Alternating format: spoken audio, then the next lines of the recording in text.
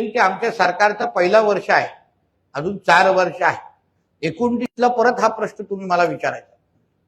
साहेब 5 वर्ष ज्या MIDCला माझे वडिलांनी घोषणा केली, अडाली MIDC राणे साहेबांनी घोषणा केली, त्याचे पालकमंत्री म्हणून 5 वर्षामध्ये मी काय करतो ह्याचा अनुभव डोळ्यामार्ग वासियांनी घ्यावा आणि मग 29ला हा प्रश्न तुम्ही राखून ठेवा आणि मला परत प्रश्न विचारा.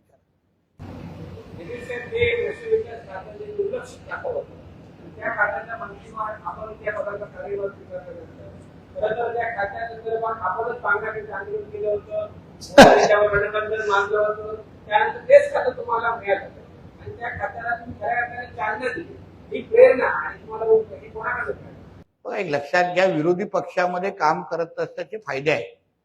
कारण का जेव्हा तुम्ही विरोधी पक्षामध्ये काम करतात तेव्हा तुम्हाला कधी कधी जनतेची भावना कळते, जनतेच्या मनात काय आहे तेही तुम्हाला कळतं. आणि ते आमच्यासारखे कार्यकर्ते जेव्हा उद्या सत्तेमध्ये येऊन बसतात आणि आज मी त्याच खात्याचा मंत्री म्हणून बघा, मी ड्रोन सारखी सुरक्षा का सुरुवात केली, बघा मी गस्ती नौका, आता स्टीलच्या 2 गस्ती नौका पुढच्या 2 आठवड्यामध्ये आमच्या मत्स्य खात्यात, म्हणजे टोटल 15, पहिले 2 गस्ती नौका ते पण स्टीलच्या आधुनिक गस्ती नौका आपल्या किनारपट्टीवर तुम्हाला दिसतील.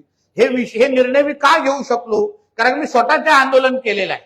मला स्वतः माहिती आहे की पारंपरिक मच्छीमारांना काय त्रास होतो, मला स्वतः कळते की डिपार्टमेंटमध्ये काही अधिकारी त्यांना कसे मदत करतात. आणि म्हणून त्याच खात्याचा मंत्री म्हणून आज सगळीकडे कौतुक ह्या 2 उल्लेख ह्या खात्यांचा का होत आहे, कारण का एक असा कार्यकर्ता आज त्या खात्याचा मंत्री आहे ज्यांनी त्या संबंधित आंदोलन केलेले आहे. म्हणून मला ती दुसरी बाजूची ती पण भावना चांगल्या पद्धतीने माहीत असल्यामुळे त्याला समारोप करायचा माझा एक पासून बैठक. धन्यवाद. आतापर्यंत काय होते? अच्छा बोल.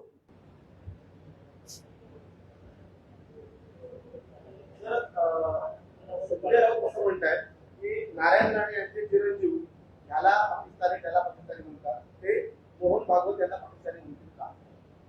अहो, ज्यांचं रक्त भगवा आहे, ज्यांच्यासाठी राष्ट्रप्रथम आहे, ज्यांनी पूर्ण आपलं आयुष्य ह्या राष्ट्रासाठी, या हिंदू राष्ट्रासाठी हे घालवताय, त्या सरसंघचालक मोहन भागवतजींना मी कसं काय पाकिस्तानच्या जवळपास पण त्यांना घेऊन जाऊ शकतो?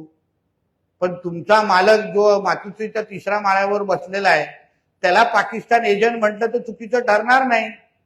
कारण का पाकिस्तानची भाषा, मुस्लिम लीगची भाषा, तुमचा जो मालक जो मातोश्रीच्या 3ऱ्या माळ्यावर बसलाय ना, ज्याचं रक्त आता हिरवं झालेलं आहे, त्याच्या बाबतीमध्ये संजय राऊतांनी जास्त चिंता करावी आणि आमच्या सरसंघचालक मोहन भागवतजींकडून त्यांनी प्रेरणा घेऊन स्वतःचं रक्त पण परत भगव होतं का याबद्दल थोडे प्रयत्न करावे.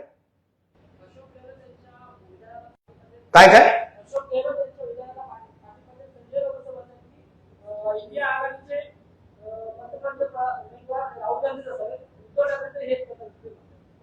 तुमचं परत प्रश्न व्यवस्थित विचारा. काय बोल?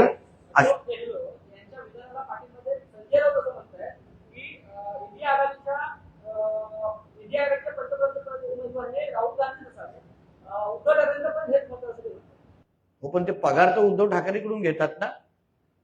म्हणजे नेमकं संजय राजाराम राऊत ते उद्धव ठाकरेचे आहेत की राहुल गांधीचे आहेत?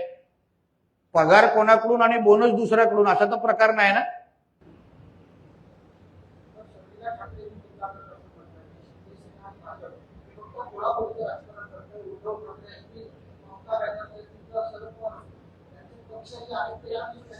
बघा, आता शर्मिला वहिनींच्या बाबतीमध्ये तुम्ही प्रश्न विचारायला आणि उत्तर देऊ, त्यांनी स्वतःचं मत तिथे व्यक्त केलेलं आहे. ते आज कुठल्याही राजकारणाच्या कुठल्या पदावर नाही आहे. म्हणून कृपया काही लोकांना जरा तुम्ही तुमच्या चौकटीच्या बाहेर ठेवा, विनंती आहे. सर, मुख्यमंत्र्यांच्या बैठकीच्या आंदोलनानंतर आता रोहित पवारांनी आपलं अन्नत्याग आंदोलन द्यायचं पाहिजे. बरं झालंय, कारण का अन्नत्यागाचा कुठलाही अफेक्ट त्यांच्यावर दिसत नव्हता.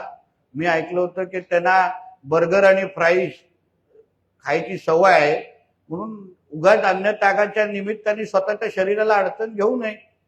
आणि आता अन्नत्यागानंतर परत गमावलेलं वेट त्यांनी परत कमवू नये एवढा मैत्रीचा सल्ला त्यांना देईल. 2-3 असे अन्नत्याग केलं ना ते एकदम व्यवस्थित आरोग्यदायी होऊन जातील आमचे रोहित पवार.